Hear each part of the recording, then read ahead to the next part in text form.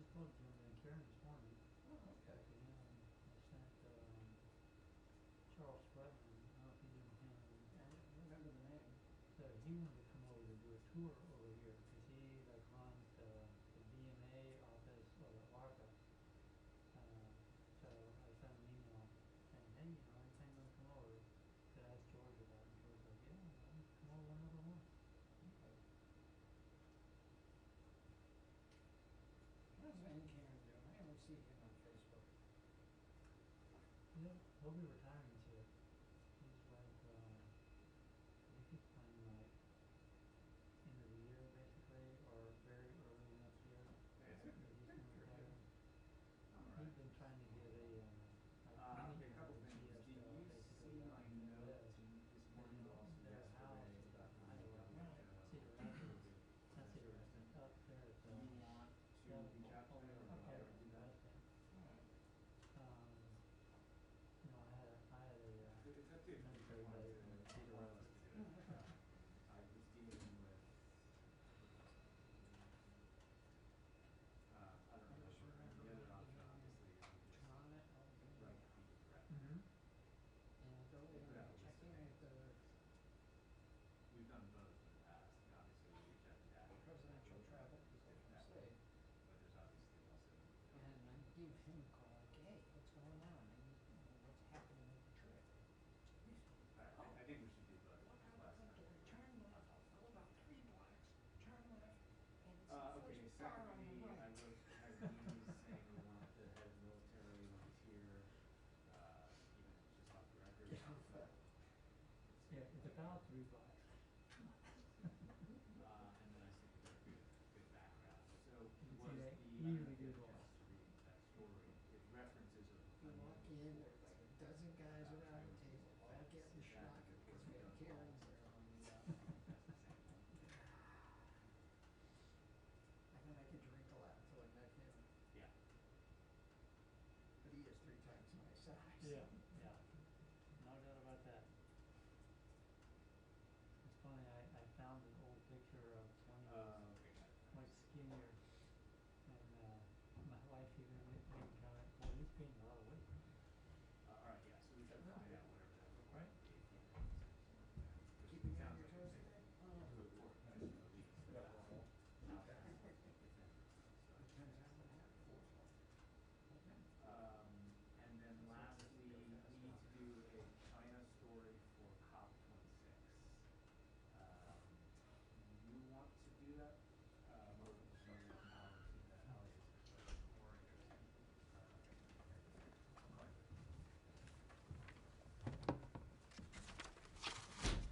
Good afternoon, everyone. Just a programming note before we begin. I don't have interminable amounts of time today. I need to conclude by about 2 o'clock, but look forward to taking your questions until then. A couple elements at the top. First, the United States, the Department of State, and people of the United States expresses our deepest condolences and sympathy to the people of Norway, especially the family members of victims of the acts of violence that occurred in Kongsberg on Wednesday evening. The United States stands with Norway at this difficult time following the tragic killing of 5 people. At the same time, we welcome the newly formed government of Norway, seated earlier today. We look forward to continuing to work with our Norwegian partners and allies on our mutual peace, security, and prosperity. Next, the recent death of Venezuelan political prisoner Raul Baduel reminds the world of the deplorable and dangerous conditions Venezuelan political prisoners face in the Maduro regime's custody. We call for an independent examination to confirm the true cause of the death. Our hearts go out to the families of the political prisoners who have died in Venezuela while unjustly detained in regime custody. Since 2014, at least 10 Venezuelan political prisoners have died in regime detention, and 3 have died in the last year alone. Those are Rodolfo Gonzalez Martinez, Carlos Andrés Garcia, Rafael Arias Soto, Fernando Alban, Nelson Martinez, Rafael Acosta Arevalo, Pedro Pablo Santana Carballo, Salvador Franco, Gabriel Medina Diaz, and Raul Isaias Baduel. We call for the immediate and unconditional release of all political prisoners. Maduro and those holding these prisoners bear responsibility for their well-being. Their family members deserve credible and transparent review of the circumstances surrounding these deaths, as well as accountability for the gross violations of human rights. And finally, today I'm pleased to note the United States was successfully elected to the UN Human Rights Council. The President and Secretary Blinken have put democracy and human rights, essential cornerstones of peace and stability, at the center of our foreign policy. We have eagerly and earnestly pursued these values in our relationships around the world. We thank the UN member states who supported our candidacy for a seat on the Council. We will use our position to renew the Council's focus on the core human rights principles enshrined in the Universal Declaration of Human Rights and the UN Charter, which undergird the Council's founding. Our goal is to hold the Human Rights Council accountable to the highest aspirations of its mandate and spur the actions necessary to carry them out. With that, I'm happy to turn to your questions. Thanks. Let's just do a couple, and you can be extremely brief in your answers. Sure. If you would, please. Just on the council, on the Human Rights Council, you know, this has become kind of a ping pong between administrations, Republican, Democrat, and I'm just wondering, you know, the previous administration's position was they would leave if there were no reforms, and then made a bunch of demands on reforms, none of which were undertaken, and so it left. Do you really have any confidence that you're going to be able to push reforms?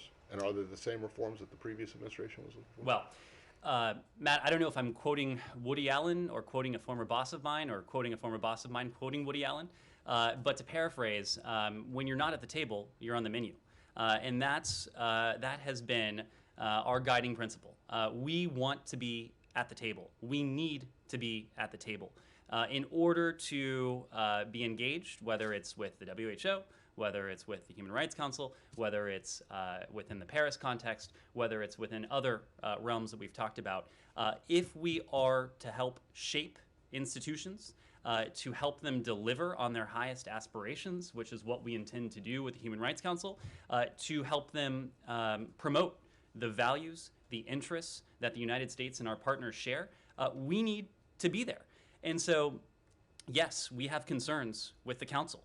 We will vigorously oppose the Council's disproportionate attention on Israel, which includes the Council's only standing agenda item targeting a single country.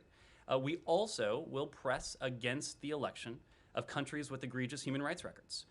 It is, of course, grossly inappropriate for such countries to be represented on the Human Rights Council. Fine, but you know, your group of countries that you're in doesn't have any of these serial offenders that you're talking about, and you have very limited. Any administration has limited.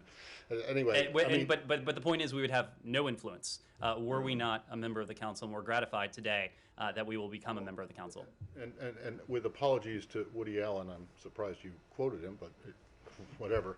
With apologies to him, if you're not at the table, you're not necessarily on the menu. You could be standing on the outside and having as much influence as you and the Canadians and the Europeans and others who have been on the council without pulling out have had, which is arguably very little, right? The point, Matt, is that we would have no influence were we standing on the outside. Very briefly, I noticed the secretary spoke with the Brunei foreign minister today. I just want to know that it was largely Burma, I think, That's right. ASEAN focused. Was that call occasioned by the fact that the ASEAN envoy, who happens to be a Bruneian diplomat, had to canceled his visit, or was it something else? I understand this call was previously scheduled. Obviously, the Bruneian second foreign minister we just saw the reports of his canceled trip. Okay. And then the last one for me. Yesterday, the secretary was asked specifically about in discussions with the Israeli foreign minister whether the idea of reopening the consulate in Jerusalem was on the table. The secretary's response, I just want to make sure that I'm not making too much out of this, was that, as I said in May, we will be moving forward with the process of opening a consulate as part of deepening ties with the Palestinians. But notably, at least to me, he did not say Jerusalem. So I'm just wondering, are you guys exploring or looking at the possibility of opening a consulate that would be a liaison with the Palestinians in some place other than Jerusalem? Matt, we have been very clear. The Secretary made this clear in May when he spoke to it in Jerusalem. He made it very clear when he spoke to it in Ramallah. We will be moving forward with the process to reopen our consulate in Jerusalem. Okay, that's it. Thank you. Thanks. Sean? Can I go to Lebanon? Sure. The violence that broke out there. First of all, do you have any reaction to it? How concerned are you about stability in Lebanon? And also, this involves Hezbollah. Obviously, the U.S. considers Hezbollah to be a terrorist movement. What's your sense about who bears responsibility for this? Well, let me start with the violence that you raised, and to make the point that we offer our sincerest condolences to the Lebanese people and those impacted by the tragic loss of life outside the Palace of Justice in Beirut earlier this morning. We join Lebanese authorities in their call for calm, their calls for de-escalation of tensions. The health and the future of Lebanon's democracy depends on the ability of its citizens to address the difficult issues with confidence and with confidence in the rule of law, confidence in the rule of law in their country, and through peaceful dialogue with the new government. I would like to reiterate that we oppose intimidation and the threat of violence against any country's judiciary, and we support Lebanon's judicial independence. Judges must be free from violence, they must be free from threats, they must be free from intimidation, including that of Hezbollah. As I've said before, you asked about Hezbollah broadly. We have consistently been clear that Hezbollah's terrorist and illicit activities undermine Lebanon's security. They undermine Lebanon's stability, and they undermine Lebanon's sovereignty. There's no question about that. Is Toria, is Undersecretary Newland there right now? She departed earlier today. Did she have it? So was she there? She departed before this? Her program was not interrupted by today's violence. Did she have any message along these lines in terms of how to go forward in Lebanon to Lebanese political leaders? She obviously had engagements with Lebanese officials, Lebanese authorities. She spoke publicly as well. She made some of these very same points, offering our support to the long-suffering people of Lebanon, offering our condolences today in the aftermath of this violence, and making clear that the Lebanese people deserve a government that is able to meet their aspirations, is able to meet their increasingly dire humanitarian needs as well. Sure. Hezbollah has blamed the Lebanese forces, the Christian-oriented paramilitary group, for this. Is the United States in a position to judge who was responsible for the violence today? We don't have a judgment to offer publicly at this time, but we'll let you know if that changes. Thanks. Afghanistan, there's been some reporting around flights potentially restarting U.S. flights back to from Kabul back. So I just wondered if you wanted to clear that up, and sort of separately, there's the announcement from Pakistan International Airlines about them suspending flights, calling out the Taliban for heavy-handedness, and I'm wondering if the U.S. is leaning on the Taliban to have a different approach to international airlines. Is there, aside from the potential for U.S. flights, what are you doing to make sure that the airport stays open for other commercial international flights? Sure. I appreciate the opportunity to clarify. There's been some misreporting on this. So to be very clear, the charter flights have been routine.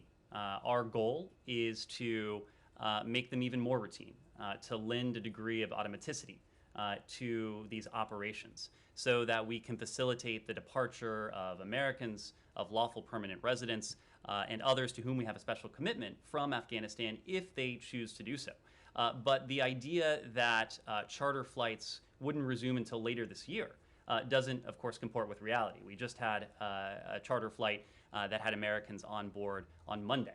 There have been a number of charter flights in recent weeks, as you know, as we've had any number of occasions to discuss in this room. And in total, those charter flights have been key to our ability to date to facilitate the departure of 129 U.S. citizens, 115 lawful permanent residents who have departed Afghanistan since August 31st. But our goal is to see to it that working with our partners, that these flights become even more of a regular occurrence, to see to it that the flow of these flights increases. And ultimately, our goal is to see to it that Afghanistan has a functioning commercial airport.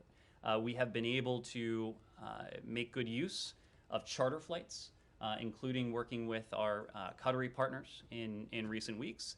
But our broader goal, of course, is to see Kabul International Airport reopen to commercial traffic so that those who wish to depart Afghanistan have additional options to do so. Now, that is the operational component of it. That is the logistical component to it. But there's a political component as well. And the political component is the other element that you referenced, holding the Taliban accountable to their pledge of safe passage, to their pledge that those who wish to leave Afghanistan are able to do so. The departures of the Qatar Airways, charter flights, and others, we see that as a positive step in upholding the Taliban's commitment to free movement and to free passage.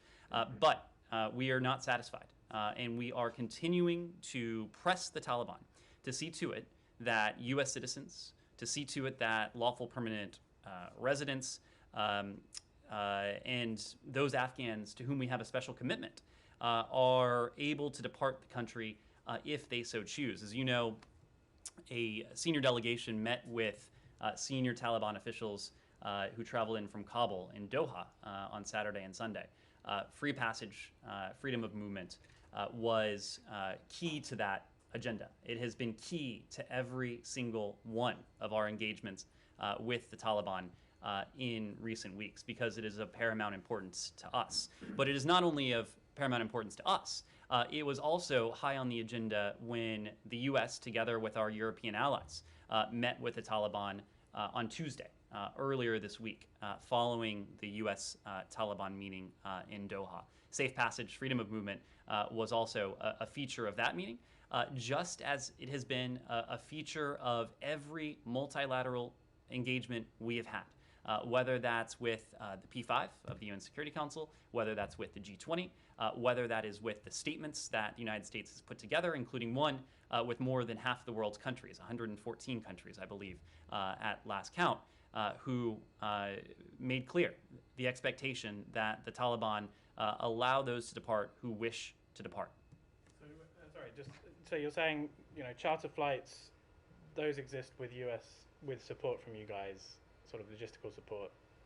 Is there financial support for those flights? And can you just draw the distinction between that and U.S. government flights? There's no plan for military flights, for example. There is no plan for military flights. The idea that we are restarting evacuation flights, a la what we had prior to August 31st, is not accurate. We have worked very closely with several regional partners, including the Qataris, on those charter operations. Pakistan International Airways has also operated charter operations as well. But yes, we have also been in constant touch with Americans in Afghanistan who have expressed an interest in departing. It is that process by which we reach out to them, we determine their status, we determine their intent, we determine what travel documents they may or may not have on them, and we in turn then work with our partners on these charter operations to facilitate their departure if they so choose. Andrea. Thank you, Ned. I want to ask you about a letter from members of the Foreign Relations Committee, bipartisan letter that was sent to the Secretary, which says, among other things, while there has been progress, this is on Havana Syndrome, as you know, we continue to have concerns that the Department is not sufficiently communicating with or responding to diplomats who have been injured from these attacks. We're also concerned that the Department is insufficiently engaged in interagency efforts to find the cause of the attacks, identify those responsible, and develop a plan to hold them accountable. And we urge you to immediately announce a successor to Ambassador Spratlan to lead the Department's Health Incident Response Task Force. Critically, this must be a senior level official that reports directly to you. I am well aware of the long list of improvements, the progress that you have reiterated and that has been made available by a number of officials. But this is subsequent to those improvements. This letter is still an expression of concern from, as you know, a bipartisan list. You've got Menendez, Shaheen, Cardin, Chris Coons, Tim Kaine, Cory Booker, Risch, Rubio, Romney, Haggerty, Schatz. So Certainly understand the expression of concern. We also have expressed our concern over these anomalous health incidents. That is precisely why we have made it such a priority to get to the bottom of them, and importantly, to provide care for our employees who have been subject to them. The Secretary, late last week, on Friday, I believe it was, added his voice to the support for the recently passed Havana Act. The Secretary appreciates the interest that Congress has demonstrated in this issue.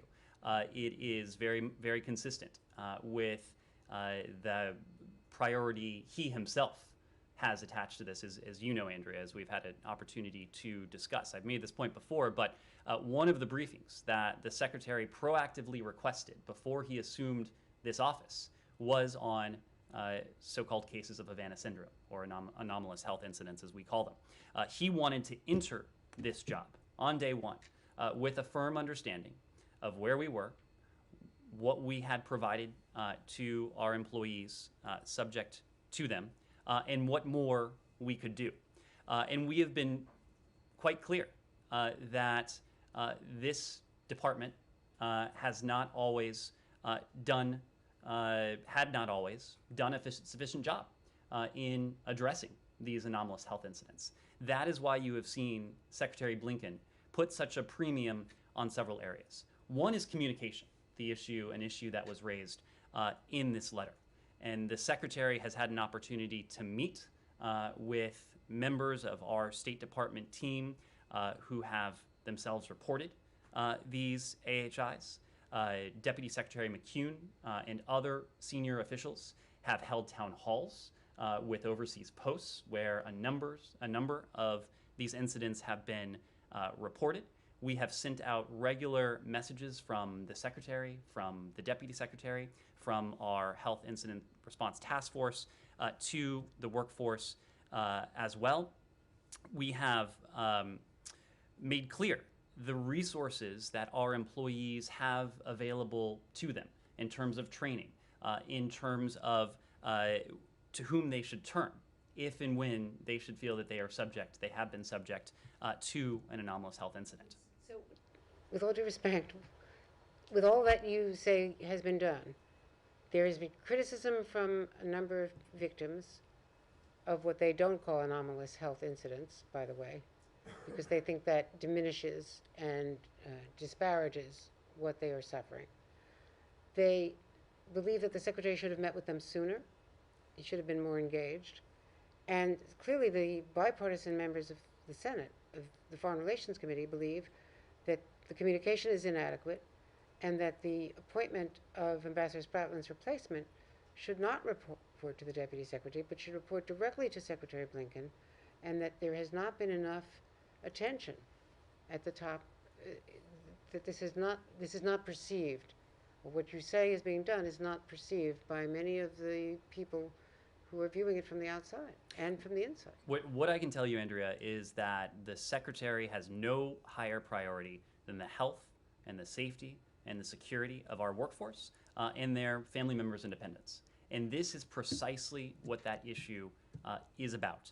I also want to be very clear that we believe those who come forward.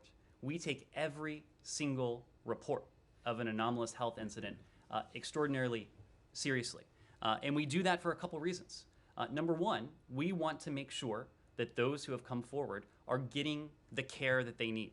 And I can give you quite a bit in terms of what our Bureau of Medical Services has done, including since January of this year, to ensure that those who come forward are getting that care. On June 1st, for example, we launched a pilot program to collect from employees and eligible family members a pre-incident health baseline, as we call it, so that we can compare that information should one of these individuals later be subject to an anomalous health incident. Additionally, we've partnered with a number of centers of excellence where our department team members can seek care, can seek pre-incident baseline testing, can seek care in the aftermath of such an anomalous health incident. But we also take these reports seriously so that we can ensure that we are doing everything we can to protect our workforce and our broader State Department community, their family members and dependents going forward, and do all we can to prevent such anomalous health incidents. To that end, we have sent teams of security engineers and occupational safety experts to conduct surveys and inspections of locations where these incidents have been reported. We have supplied additional and enhanced inspection equipment to overseas engineering service centers so that in the event of a report of an AHI, we can quickly dispatch those resources. So we have made improvements in terms of our communication. We have made improvements in terms of our inspections and our defensive measures. We have made improvements in terms of our training so that, again, our employees know how to respond should they become subject to one of these, that their family members also have the information they need. We have improved our protocols internally with the Health Incident Response Task Force, and then, of course, with our medical and care. That is all a reflection of the fact that there is no higher priority to the Secretary. There is no higher priority for our Deputy Secretary, Brian McCune, when it comes to these health incidents, because we know this is precisely about the health, the safety, and security of our workforce. Yes? Well, Ned, can you just address the letter said they wanted the Secretary to immediately name a replacement for Ambassador Spratling. That doesn't say soon or, as quickly as possible. It says immediately. Does he intend to do that? I expect we'll be in a position to do that in the coming days. And then the other thing it said was that it wanted to make sure that you guys had set up mechanisms to make sure that the benefits included in the Havana Act, the financial and the compensation and medical assistance, were available now to people who are suffering these injuries. Has that been done? The Secretary added his voice to support for... Is there a mechanism now in place for people to get this additional money? This just passed through Congress. I believe it was on Friday, so it's only been a few days. But absolutely, we support the goals of this legislation because this legislation is about the health, the safety, security of our employees. And then lastly, you mentioned these inspection teams. When did they start going out, and what have they found? So, Matt, this is one where, unfortunately, we're just not in a position to provide much additional detail because this gets to our investigative tactics, techniques, and procedures. Have they found anything unusual? That's just one we'll not be able to get into. I'm Say sorry. when they started going out to these places? I'm sorry. Please. Is going to Colombia next week. Yesterday, President Duque, Colombian president, confirmed these investigations on these cases of Havana syndrome. Could this investigation affect the incoming trip by the Secretary? And also, there are rumors that Secretary Blinken is going as well to Ecuador. Can you confirm that? So we have not yet announced any travel for next week, so I'm not in a position to announce or speak to potential travel. But it is certainly possible that the Secretary will have an opportunity to visit with some of his South American counterparts in the coming days. Yes, Missy. Or Nick, please. Go ahead, Missy. I just want to ask about Guantanamo, and there was another detainee who was cleared for transfer by the PRB, an Afghan national. And I'm just wondering if you could talk about, as in line with the administration's goal of transferring prisoners and closing the prison, how the situation in Afghanistan might affect his potential transfer or repatriation. And also if you could just speak to because the State Department, as I understand it, is leading the transfer negotiations, can you talk about this idea of whether or not the State Department will reopen the Guantanamo closure office, or appoint another special envoy for closure, somebody to handle these negotiations? Is there a reason why that hasn't happened yet, especially as the administration tries to get this small group out? Thanks. Sure. Well, as you know, as we've had an occasion to discuss before, this administration is committed to seeing this detention facility closed. And as part of that, we are dedicated to a deliberate and a thorough process focused on responsibly reducing the detainee population at the detention facility. And so we are very much in the process of working with partners around the world, seeking to identify suitable onward transfer countries and to negotiate these transfer agreements. And as part of that, it includes appropriate security and humane treatment assurances from a host country for detainees whom the Periodic Review Board has determined the law of war detention is no longer necessary to protect against a continuing threat to the United States. So the PRB process determines that a detainee has been deemed eligible for transfer and can recommend countries in which the former detainee may be resettled, but the PRB doesn't itself determine where former detainees will actually be settled. That is the sort of diplomacy and talks that we have been engaged in.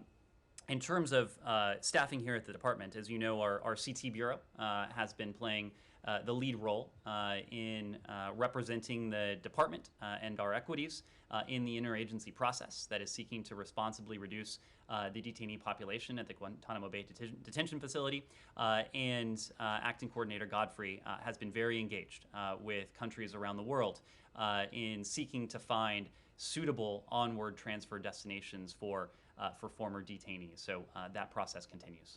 Just to clarify, on this one particular detainee, the Afghan national, is it possible that he could be sent back to Afghanistan given the situation there now? And has he been discussed with in any of the interactions that the administration has had with Taliban officials in the recent weeks?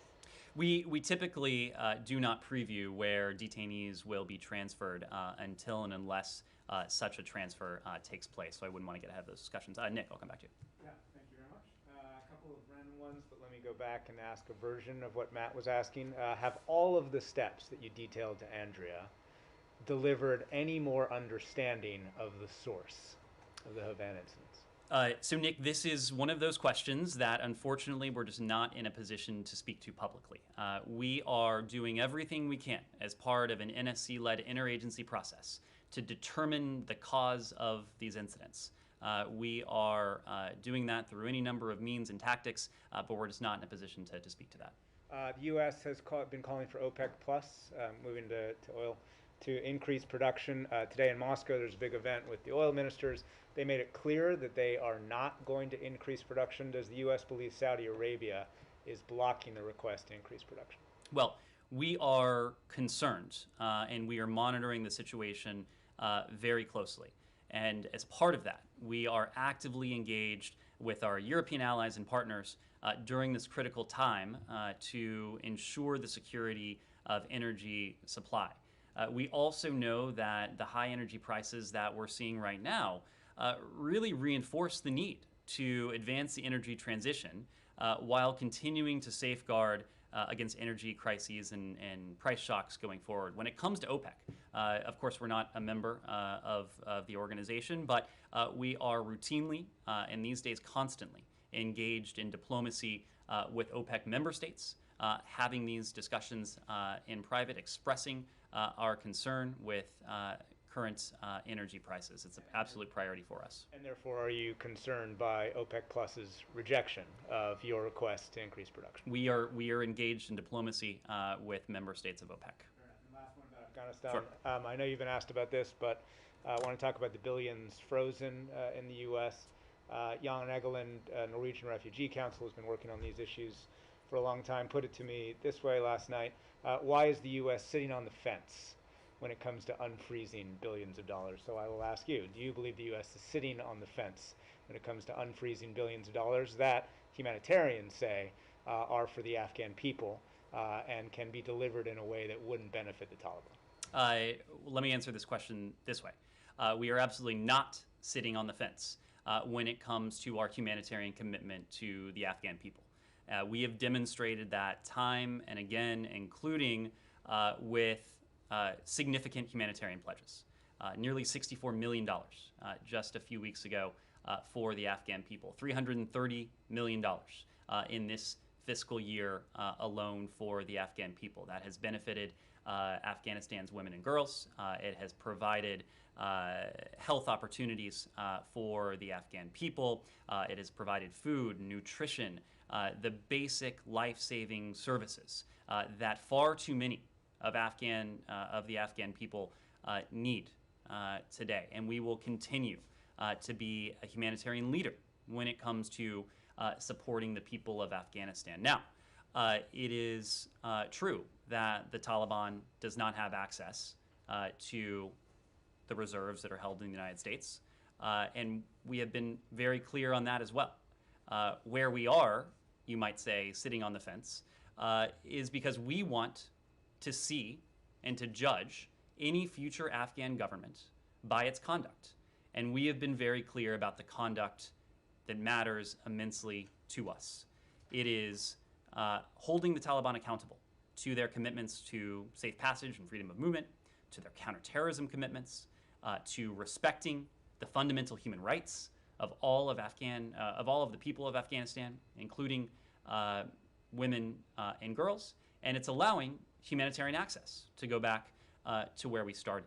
So we will judge any future Afghan government primarily on those criteria. And again, it is not just us, and it is, by the way, it is not just the United States where Afghanistan's foreign currency reserves are stored.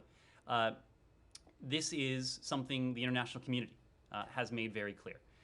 So we are, of course, not in a position to provide financial support to the Taliban or any future Afghan government until and unless we see to it that these core requirements are being met and the rights of the people of Afghanistan are being fully respected and enforced. Yes. I'd like to ask you a question about Syria. As you know, there have been several attacks by the YPG against Turkish forces inside Syria, which resulted in casualties, and the Turkish president came out and said that was the final straw, and with or without support, Turkey is going to eliminate those elements. And you guys also came out and said that the State Department condemned those attacks against Turkish forces. So I'd like to ask you whether it means actually that the United States is supporting Turkey in its cause in the face of these attacks in Syria. If we are supporting, repeat the last part of that question. I'd like to ask you whether the United States is now supporting, obviously considering the statement that you guys condemned those attacks against Turkish forces, does it mean that the United States is supporting Turkey's cause in the face of these attacks? Well, we've been very clear that we condemn the cross-border attacks against our NATO ally Turkey.